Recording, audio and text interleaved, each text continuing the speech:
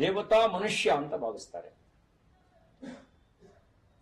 ಧರ್ಮಸ್ಥಳವೂ ಕೂಡ ಭಕ್ತರಿಗೆ ಯಾವುದೇ ಜಾತಿ ಭೇದ ಮಾಡದೆ ಭಕ್ತರನ್ನ ಸಮಾನವಾಗಿ ಕಾಣುವಂತ ವ್ಯವಸ್ಥೆಯನ್ನ ದಶಕಗಳ ಹಿಂದೆ, 5-6 ದಶಕಗಳ ಹಿಂದೆಯೇ ಸಮಾಜಕ್ಕೆ ಪರಿಚಯಿಸಿ ಅಲ್ಲಿ ಭಕ್ತಿ ಮತ್ತು ಸಮಾನತೆಯನ್ನ ಗಟ್ಟಿಗೊಳಿಸೋ ಕೆಲಸ ಮಾಡಿದೆ.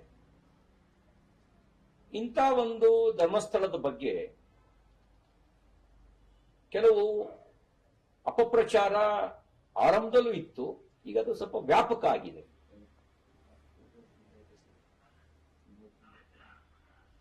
ಕೆಲವು ನಿಗೂಢ ರೀತಿಯಲ್ಲಿ ಧರ್ಮಸ್ಥಳದಲ್ಲಿ ಏನೋ ನಡೀತಾ ಇದೆ ಅಂತ ಬಿಂಬಿಸೋ ಕೆಲಸ ಮಾಡ್ತಿದ್ದಾರೆ. ಸತ್ಯ ಏನು? ಸತ್ತವ್ರು ಯಾರು? ಸತ್ತವ್ರು ಯಾರೋ ಸತ್ತಿದ್ರೆ ಆ ಸತ್ತವ್ರದ್ದು ಮಾಹಿತಿ ಇರಲೇಬೇಕಲ್ಲ. ನಮಗೆ ಸೌಜನ್ಯ ಕೊಲೆ ಮಾಹಿತಿ ಇದೆಯಪ್ಪ, ಸೌಜನ್ಯ ಕೊಲೆ ಮಾಹಿತಿ ಇದೆ. ಸೌಜನ್ಯ ಕೊಲೆಗೆ ಸಂಬಂಧಪಟ್ಟಂತೆ ತನಿಖೆ ಆಗಿ ಚಾರ್ಜ್ ಶೀಟ್ನು ಹಾಕ್ಬಿಟ್ಟಿದೆ. ಅರೆ ಇನ್ನುಳಿದವ್ರು ಯಾರು ಸತ್ತವರು? ಇದಕ್ಕೂ ಧರ್ಮಸ್ಥಳಕ್ಕೂ ಏನಾದ್ರು ಸಂಬಂಧ ಇದೆಯಾ? ಅಥವಾ ಕೇವಲ ಧರ್ಮಸ್ಥಳವನ್ನ ಟಾರ್ಗೆಟ್ ಮಾಡೋ ಕೆಲಸ ನಡೀತಾ ಇದೆಯಾ? ನನಗನ್ಸುತ್ತೆ ಧರ್ಮಸ್ಥಳವನ್ನ ಟಾರ್ಗೆಟ್ ಮಾಡೋ ಕೆಲಸ ನಡೀತಾ ಇದೆ.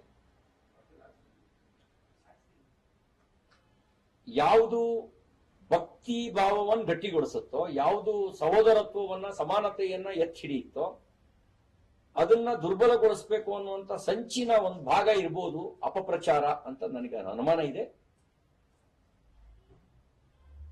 ಅಕಸ್ಮಾತ್ ಸತ್ಯ ಇದ್ದಿದ್ರೆ ಇಷ್ಟೊತ್ತಿಗೆ ಯಾರಾದ್ರೂ ಹತ್ಯೆಗೊಳಗಾದ ಯಾರ ಕುಟುಂಬದವರಾದ್ರೂ ದೂರು ಕೊಡ್ಬೇಕಿತ್ತಲ್ಲ. ಎಷ್ಟು ಜನ ದೂರು ಕೊಟ್ಟಿದ್ದಾರೆ?